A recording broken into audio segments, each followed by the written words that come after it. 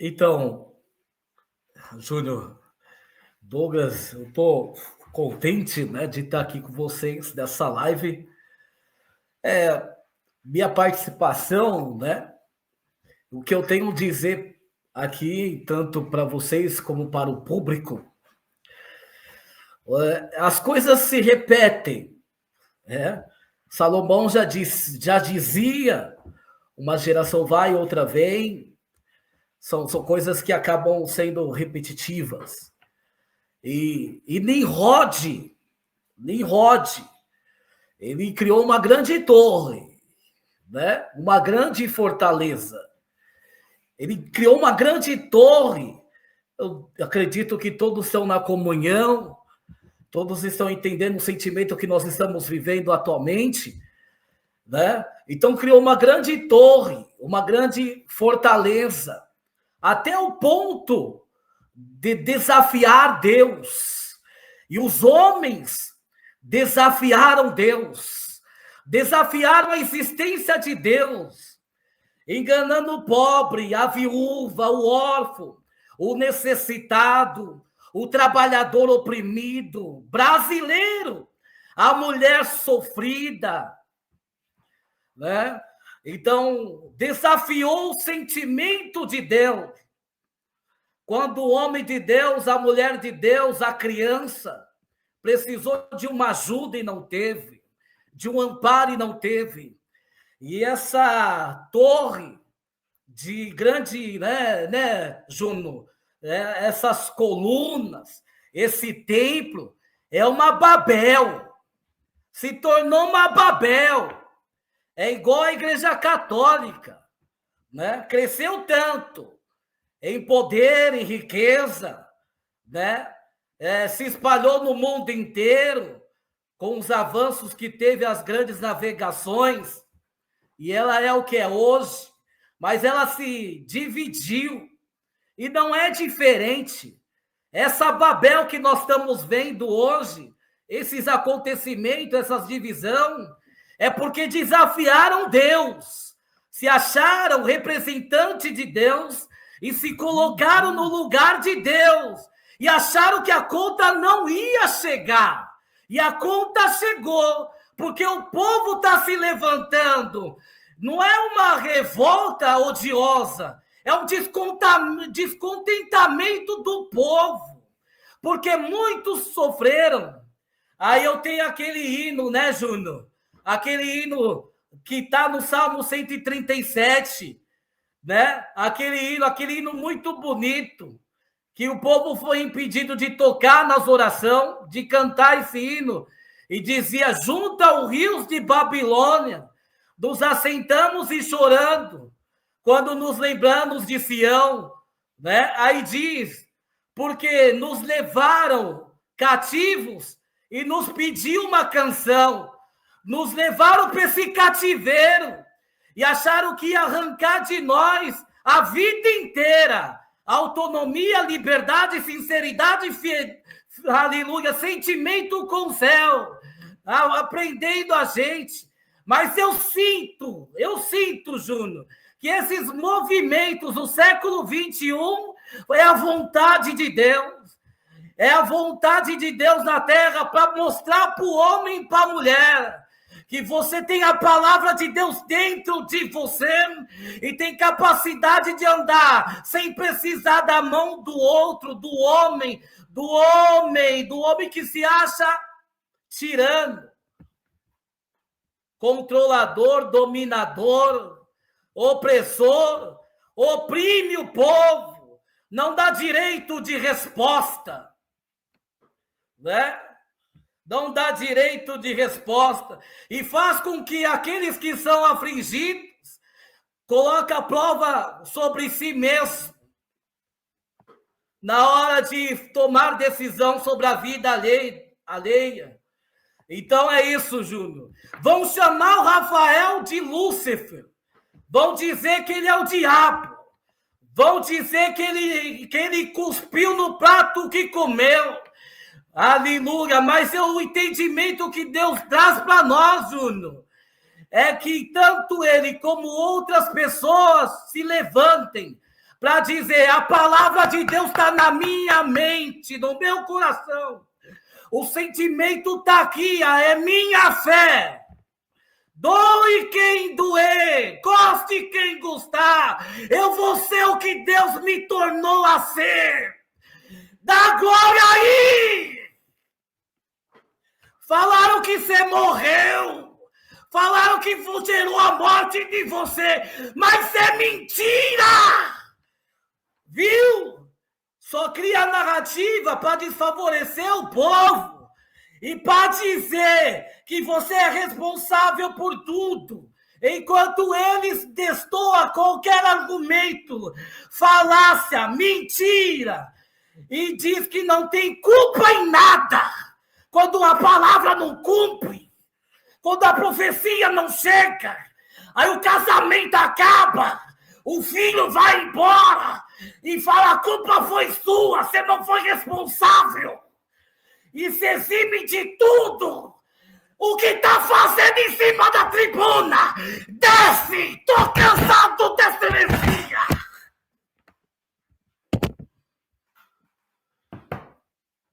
Irmão, por isso que todo mundo fala uma língua diferente, tem uma visão, uma interpretação diferente, para não morrer na mão de Nimrod!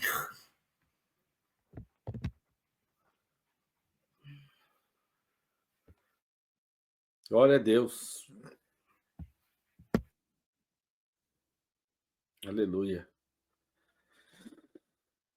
Filho, tem gente que não acredita no dom de Deus, tem gente que não acredita que Deus toma um homem, tem gente que fica aí criticando, linguagem errada, profecia errada. Gente, filho, você nunca conheceu Deus. Você que critica o dom de Deus, a profecia, a revelação, o manifestar do Espírito Santo de Deus, você nunca conheceu Deus. Você nunca soube que é Deus. Quando Deus quer que tomar o homem na terra, filho, você...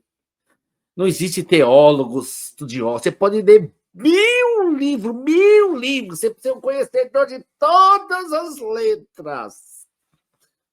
Deus tomou um analfabeto, filho, pelo Espírito Santo. Você se cala. Você não é nada. Seu conhecimento é como esterco, como disse Paulo. Todo o seu conhecimento, seus bíblias, suas teologias, é lixo, é esterco diante de Deus, filho. Quando Deus chega na vida do homem, quando Deus toma o homem e a mulher, acabou. Teologia. Ele não tem teologia. Ele não sabe teologia. Que bosta de teologia que você não sabe nada. Cadê seus milagres? Cadê suas obras? Você tem tanto conhecimento. Cadê a sua igreja, a sua mega igreja? Você já deveria ter uma igreja com mais de 1.000 membros. Você tem tanto conhecimento. Você é tão sábio. Cadê a sua igreja? Cadê o seu povo que te segue? Não tem igreja, não tem nada, filho. Quando Deus toma o analfabeto, o irmão Douglas, irmão Wesley e todos que nos assistem, eu fui viajar com o meu ancião para o Paraguai, né? E lá ia ter, no domingo de manhã, ia ter uma reunião da piedade, né? Aí eu não queria ir, irmão. Eu tinha congregado à noite, tinha um culto lá, que eu não queria, não. Deve ser cansativo, falar de coleta, falar de... não vou não. Meu Deus, você vai. Fala, tá bom. Acordei, 8 horas da manhã. A reunião ia ser 9. Aí fui lá, né? Aí subiu um diácono, começou a contar blá, blá, blá, blá, blá, blá, blá, blá, blá. Falei, meu Deus do céu.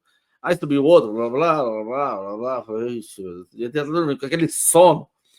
Aí, por último, vem aqui o diácono do Mato Grosso, lá, não queria ter lembrado o nome dele, gente. Rapaz, quando esse homem subiu no púlpito do Douglas Wesley, rapaz do céu, você sentia Deus na fala dele. Rapaz, aquele homem começou a contar as obras, os milagres. Aí ele falou assim, quando eu fui levantado para diácono, eu não tinha dom, não tinha revelação, falei, Senhor, e agora? Orou, o que vai ser de mim? Eu na piedade, como diácono, o que vai ser de mim? Ele orou e foi dormir. E naquela noite Deus deu um sonho para ele. Ele estava com um carrinho do mercado, andando numa estrada, e ele parava embaixo de uma árvore. Aí Deus falou para ele assim, olha para cima. Ele viu que naquela árvore tinha um fruto. Aí Deus falou para ele assim, pega esse fruto e coloca dentro do carrinho. Aí ele falou, Senhor, mas eu vou dar só esse fruto para as pessoas que estão passando fome. Ele falou assim: não, pega esse fruto, coloca dentro do carrinho. E quando ele pegava aquele fruto daquela árvore, ele colocava dentro do carrinho e transformava num pacote de arroz. Quando ele pegava outro fruto, ele colocava dentro do carrinho, se transformava no pacote de feijão. Ele pegava outro fruto, aí Deus falou para ele assim: essa é a obra da piedade. Quanto mais você tira, mais ela tem para dar. E aí ele começou a contar, Douglas, as visitas, que tinha uma irmã pobrezinha que foi levantada para a piedade, e as irmãs eram ricas naquela cidade. Sapato, cano longo, roupas, tal, internacional, vestido. E as irmãs falavam assim: irmão, para que você foi levantar essa irmã? Olha a sandália dela, olha o vestido dela, para que você foi levantar essa irmã? E as irmãs em cima dela, em cima dele. Ele falou: meu Deus, que prova terrível, e agora? Aí um dia alguém ligou para esse diácono e falou assim: irmão, pelo amor de Deus, vem aqui em casa, o espírito pegou meu pai aqui, tá quebrando tudo.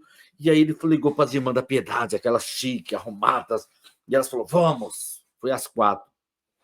Ele falou: tá bom, tô indo aí, vamos lá. Quando ele estava indo, o senhor falou assim: Lé, chama aquela simplesinha. Ele falou: meu Deus, essa irmã é questionada, é julgada. O senhor falou assim: chama aquelas simplesinhas. E foi ele, as 4 chique, ricas, e a simplesinha atrás, humilde, quando ele abriu o portão. E quando ele foi entrando na casa, aquela simplesinha pegou o véu, colocou na cabeça.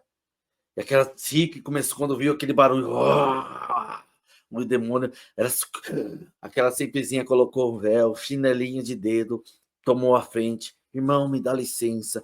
Foi entrando dentro daquela casa e falou: em nome do Senhor Jesus, espírito, sai dessa casa agora. O demônio foi embora daquela casa e nunca mais aquelas pessoas que estavam ali se achando por ser alguma coisa. E hoje nós vemos o dom de Deus sendo trocado por status. Me dá tanto que eu coloco para te cooperador, me dá tanto que eu coloco para diácono, me dá tanto que eu te coloco para ancião, irmãos. E a gente viveu isso, nós sentimos a presença de Deus. Quantas vezes, irmão Douglas, onde eu trabalhava, Wesley, vocês que nos assistem, tinha um rapaz que morava muito longe do meu emprego, e ele vendia a cesta básica. Naquela época era R$ 50, hoje como se fosse R$ 200. Ele morava muito longe, era pesado, era uma cesta muito gorda. Ele vendia e eu comprava, deixava no porta-mala, porque eu fazia muita visita, deixava lá. Se eu chegasse numa casa, sentia. E quando eu peguei aquela cesta básica, Douglas, Wesley, vocês, quando eu peguei aquela cesta básica que eu fui colocar no porta-mala do carro, o senhor falou comigo: você vai levar lá em Campo do Meio, Minas Gerais, por irmão Deco. Isso numa quinta-feira. Eu falei: irmão Deco, uma cesta básica. Irmão Deco, 400 quilômetros. 400 para ir, 400 para voltar. E olha eu, né? Eu falei assim: não, eu devo estar louco. Fui colocar, leva lá na casa do Mondeco. Falei: senhor, é 400 quilômetros para ir, 400 para voltar, 800 quilômetros. É mais fácil eu ligar para o Deco, falar: Deco, me passa o seu telefone, seu Pix, seu banco, eu te mando o dinheiro, você compra aí. Você falou: não, você vai levar lá. Opa, calma aí, precisa também. Calma, precisa ser assim também, né? Coloquei lá na quinta-feira. Fui congregar no sábado, saí do sábado congregando, fui na casa dos irmãos lá tocando violão. Daqui a pouco a irmã falou assim: nossa, eu sonhei com o irmão Deco lá de Minas Gerais. O que você sonhou, irmã? Eu sonhei que ele estava numa grande necessidade, numa prova terrível. Falei: mas qual necessidade? Material. Aí o irmão falou assim: nossa, eu pensei nele o dia inteiro. E a irmã falou assim: nossa, eu também sonhei com ele que estava numa grande necessidade. Eu falei: olha, falei assim, irmãos, eu estou com uma cesta básica no carro. Deus mandou levar lá. Na quinta-feira, hoje é sábado. Então é Deus. Aí o irmão falou assim: eu tenho outra cesta básica em casa. Eu tenho mais meia em casa. Eu falei: então é Deus. Irmãos, até nós arrumar tudo ali, nós saímos daqui de Carapicuíba 3h, 3 da manhã. Eu dirigindo, imagina, 3 horas da manhã, 400 quilômetros, mas a estrada é muito ruim. Dá 6 horas de viagem. Então eu parava no acostamento, dormia 10 minutos, dirigia mais um pouco, eu parava, dormia. Nós chegamos lá às 7h30 da manhã, o sol já estralando. Batemos na porta: irmão Deco, 24 de dezembro. Irmão Deco, paz Deus. Ele pegou e falou assim: amém. Quando ele: vocês aqui? Eu falei: irmão Deco. Ele falou assim: eu vou lá comprar uns pão para nós tomar café. Ele saiu de casa, pegou a esposa, as filhas. Quando eu abri a geladeira, Douglas, Wesley, não tinha nada. Abri os armários, só uns fubá e um pouquinho de óleo. Eu falei: é Deus nessa visão. Aí ele chegou com o pão, tomou um café, falou assim, vamos no mercado, compramos mais uma mistura da nome para as crianças. Falou, irmão Deco, hoje é dia 24 de dezembro, meia-noite, as nossas esposas estão em São Paulo esperando nós, né, virada para Natal. Nós só veio trazer essa parte. A hora que nós abrimos o porta-mala, Deus começou a visitar ele, começou a chorar, descarregamos, nós vamos embora. Falei, não, vocês vão orar aqui. Gente, nós andamos 6 horas só para entregar uma compra e ir embora. Ele falou, não, nós vamos orar aqui. Tá bom, vamos orar. Ele falou, irmão Júnior, ontem, quando foi meia-noite, 23 para 24, eu orei a Deus, falei, Senhor, amanhã nessa cidade, Natal, 24 para 25 de dezembro, Natal, vai ter festa, vai ter forró, vai ter música, vai ter churrasco, e amanhã eu não vou ter nada para dar para os meus filhos, Senhor. E quando ele orava lá, Deus mostrava aqui em Carapicuíba, 400 quilômetros para chegar lá. Irmão, você imagina aquela agora que foi aquela casa, deixamos aquela compra, fomos embora, voltamos contentes. Irmãos, é isso que eu falo. É isso que eu falo, irmão. Você pode ter teologia maravilhosa, você pode ter o conhecimento maravilhoso, mas quem ora, quem jejua, quem busca Deus, gente, nós viemos dos nossos pais que não tiveram estudos, moraram na roça, trabalharam na roça, no pesado, não tiveram condições de estudar, mas quando Deus tomava, quantas pessoas, quando eu era pequeno, da Assembleia de Mulheres analfabetas, mas quando tomava, vamos orar com a irmã ali, Deus usa aquela irmã. O demônio pegou aquela pessoa ali, chamava a pessoa analfabeta, a mulher ia lá, entrava na casa, em nome do Senhor Jesus, sai dessa casa agora. Hoje nós vemos um letrado, doutorado, bibliado, com 5 ou 6 teologias. Cadê as obras? Cadê os milagres? Cadê o manifestar de Deus?